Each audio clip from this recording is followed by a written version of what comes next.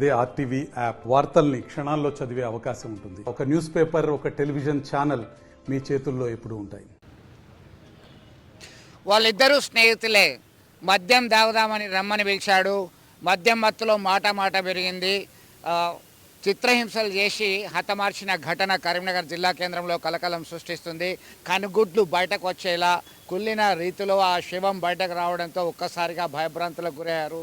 కుటుంబ సభ్యులు వేరే పని నిమిత్తం ఇతర ప్రాంతాలకు వెళ్ళారు. వచ్చి చూసేసరికి ఇలాంటి ఘాతకానికి దారితీసింది. ఏంటి అనే కోణంలో పోలీసులు రంగంలోకి దిగారు. వారి సోదరులు ఉన్నాడు. ఏంటి అసలు ఏం జరిగింది, రాము హత్యకు గల కారణం ఏమనుకుంటున్నారు, ఏం జరిగింది, ఏం చెప్తారు? పైసల విషయంలో అయింది సార్, అది అమౌంట్ విషయంలోనే అయింది. అంటే వాళ్ళిద్దరు మంచి స్నేహితులు ఇద్దరు. మార్నింగ్కి వెళ్ళి శనివారం మార్నింగ్కి వెళ్ళి కొంచెం పార్టీ చేసుకున్నారు. వచ్చి పడుకున్న తర్వాత నైట్ 7:30 అయింది. మళ్ళీ కాల్ చేసినట్టు ఆయన రూమ్ తీసుకెళ్ళి ఆయన దగ్గర కొంచెం అమౌంట్ ఉండే 15,000 20,000 అమౌంట్ ఉండే. అమౌంట్ కోసం ఆయన చేసినట్టు అనిపిస్తుంది మాకైతే.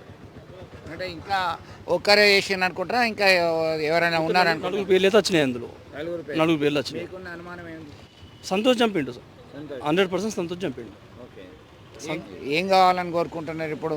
మీ సోదరుని యొక్క హత్యకు దారితీసిన వారికి ఎలాంటి శిక్ష అయితే? పిల్లలకి ఇంత న్యాయం చేయాలని కోరుకుంటాం మేము. లక్ష్మణ్ రావు అంటే ఆయన ఒక ఆయన ఉన్నాడు, ఆయన సాఫ్ట్వేర్ ఇంజనీర్.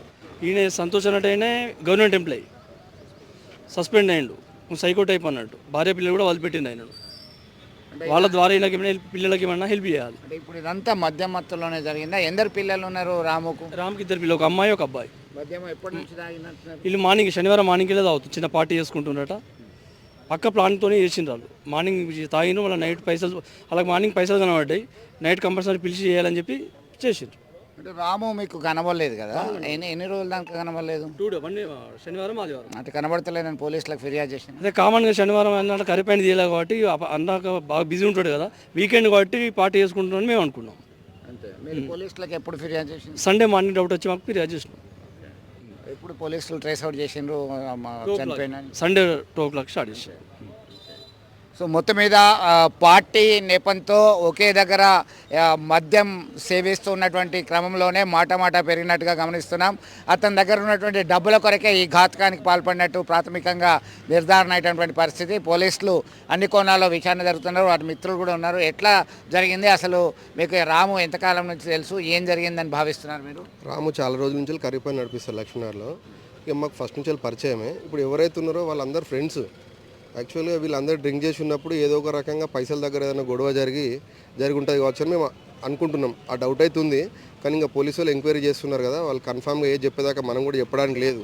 యాక్చువల్గా వాళ్ళతో నా యాక్సిడెంట్ అయినప్పుడు ఎవరెవరు ఉన్నారు ఎవరు లేరు అనేది ఇంకా కన్ఫామ్గా లేదు. పోలీసు వాళ్ళ కస్టడీలో ఉన్నారంట అందరూ.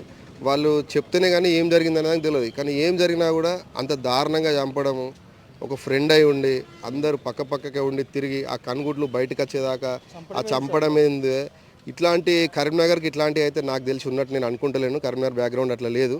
కానీ కొత్తగా కరీంనగర్కి స్టార్ట్ చేస్తున్నారు, అది మంచిది కాదు. ఏదైనా కూడా సరైన విచారణ జరిపి ఇంకోసారి ఇట్లాంటివి జరగకుండా పోలీసు వాళ్ళు బాగా టైట్ చేసి ఎవరైతే ఇట్లాంటి నేరాలు చేసారో వాళ్ళని కఠినంగా శిక్షించాలి.